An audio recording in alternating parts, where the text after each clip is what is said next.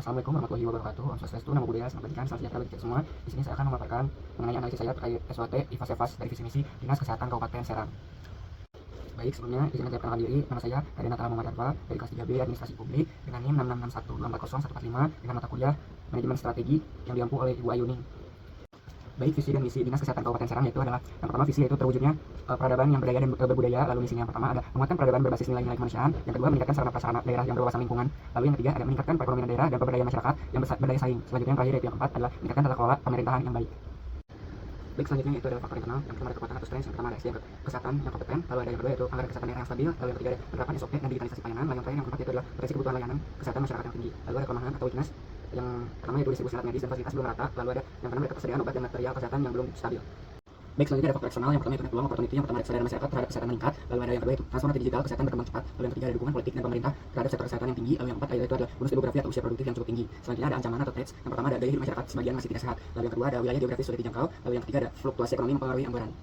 Baik, selanjutnya itu ada analisis faktor internal atau IFAS, interaksi skor IFAS yaitu 2,97 kabupaten Serang lebih besar dibanding kelemahan.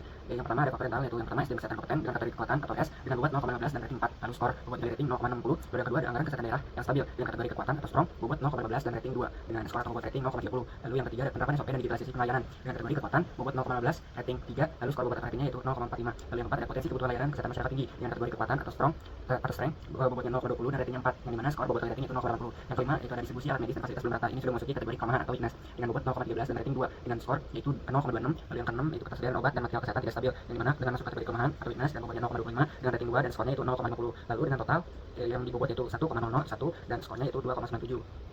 Baik, selanjutnya ada analisis faktor eksternal atau IFAS dengan interpretasi skor IFAS itu 3,05 yaitu peluang eksternal lebih besar dibandingkan ancaman. Dengan faktor eksternal yang pertama yaitu adalah kesadaran masyarakat terhadap kesehatan meningkat dengan kategori peluang atau opportunities dengan bobot 0,15 dan ratingnya 4 dan skornya itu 0,60. Lalu yang kedua yaitu ada transformasi digital kesehatan berkembang cepat dengan kategori peluang atau opportunities atau dengan bobot 0,15 lalu dengan rating 4 dan skornya 0,60. Dan kemudian nomor 3 yaitu ada dukungan politik dan pemerintah terhadap sektor kesehatan cukup tinggi dengan peluang opportunities atau peluang memasuki kategori tersebut dan bobotnya itu 0,15 dan ratingnya ada di 4 dengan skornya 0,60. Selanjutnya yang keempat ada bonus demografi atau usia produktif yang tinggi dengan kategori peluang atau opportunities bobotnya 0,10 dan ratingnya ada di 3 lalu skornya ada di 0,30. Lalu yang kelima ada gaya hidup masyarakat sebagian masih tidak sehat dengan kategori ancaman atau threat dengan bobot 0,10 lalu dengan ratingnya 2 dan skornya itu ada di 0,20. Selanjutnya yang keenam adalah wilayah geografis yang sulit dijangkau dengan memasuki kategori ancaman atau threat dengan bobot 0,15 dan ratingnya itu ada di 2 lalu dengan skornya itu 0,30. Yang selanjutnya yang terakhir yaitu ada nomor 7 yaitu fluktuasi ekonomi mempengaruhi anggaran yang dimana memasuki kategori ancaman atau threat dengan bobot 0,20 dan skornya itu 0,40. Lalu dengan ditotali yaitu faktor eksternal dengan bobot 1 atau 1,00 lalu dengan skornya itu 3,05.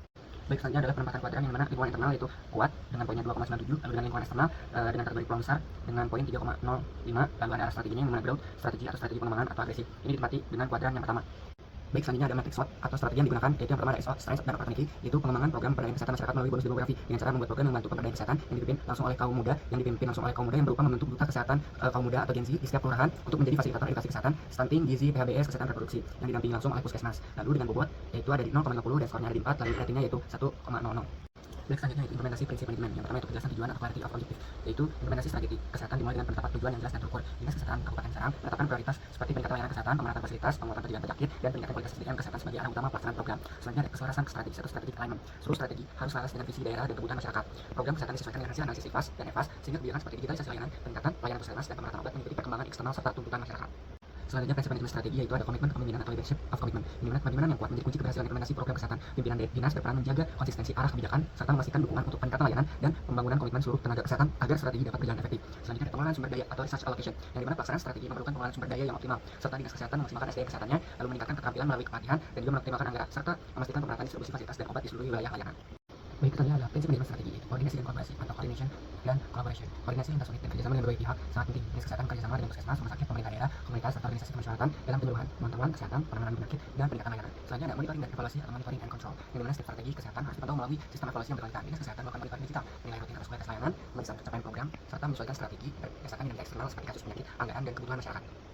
Selanjutnya ada balance score atau BSC. Yang pertama ada finansial, yang objektifnya yaitu efisiensi anggaran dan pemanfaatan layanan, lalu dengan memikirkan pengoptimalan penggunaan anggaran agar lebih efisien dan tepat sasaran. Selanjutnya indikator kinerjanya yaitu ada analisis anggaran BLUD optimal, lalu pemanfaatan dana BOK efisien, lalu penggunaan obat dan alat kesehatan tepat guna, lalu ada sistem pembayaran layanan maupun akses. Selanjutnya yang kedua ada customer, yang dimana objektivitasnya itu peningkatan efisiensi proses layanan dan program kesehatan. Lalu tujuannya itu memberikan layanan cepat dan mempermudah antrean. Dengan indikator kinerja yaitu waktu tunggu layanan cepat, lalu ada antrian tertib dan tidak menumpuk, selanjutnya kepuasan pasien meningkat, lalu yang terakhir ada layanan prioritas untuk kelompok rentan. Yang ketiga yaitu perspektif internal, yang dimana objektivitasnya itu adalah peningkatan efisiensi proses layanan dan program kesehatan. Yang dimana tujuannya itu memiliki inovasi program dan efisiensi alur pelayanan. Dan yang dimana memberikan indikator kinerja atau KPIs, yaitu alur pelayanan dari pendaftaran hingga pemeriksaan lebih cepat. Lalu ada sistem antrian online berjalan dengan baik, lalu ada program kesehatan masyarakat terlaksana efektif, lalu adanya juga koordinasi antar unit pelayanan lancar. Lalu yang terakhir yang keempat itu atau learning and growth. Lalu aktivitasnya adalah pengembangan SDM dan inovasi layanan, lalu meningkatnya memiliki tujuan yaitu meningkatkan kompetensi pegawai dan membangun budaya kerja inovatif. Lalu dengan indikator kinerja yaitu pegawai mengikuti pelatihan rutin, kegiatan pengembangan SDM berjalan, lalu ada kompetensi pengawalan meningkat, dan terakhir yaitu pegawai berprestasi dan inovatif semakin bertambah. Baik, selanjutnya ada kesimpulan yang dimana Dinas Kesehatan Kabupaten Serang berada pada posisi growth strategi sehingga memerlukan memaksimalkan Kabupaten Kenal untuk memanfaatkan peluang eksternal. Strategi XO dipilih untuk meningkatkan kualitas layanan kesehatan melalui pemanfaatan SDM kompeten, digitalisasi layanan, dan kolaborasi lintas sektor. Implementasi diperkuat dengan 6 prinsip manajemen, yaitu ada kejelasan tujuan, keselarasan strategi, komitmen kepemimpinan, kepemimpinan sumber daya, lalu adanya koordinasi, kolaborasi, serta monitoring dan evaluasi melalui balance scorecard. Seluruh perspektif meningkatkan kinerja, menandakan bahwa strategi berjalan efektif dan mendukung pengembangan layanan kesehatan yang berkelanjutan. Baik, sekian dari pemaparan presentasi hasil analisis IFAS Dinas Kesehatan Kabupaten Serang. Kurang lebihnya mohon maaf. Wassalamualaikum warahmatullahi wabarakatuh.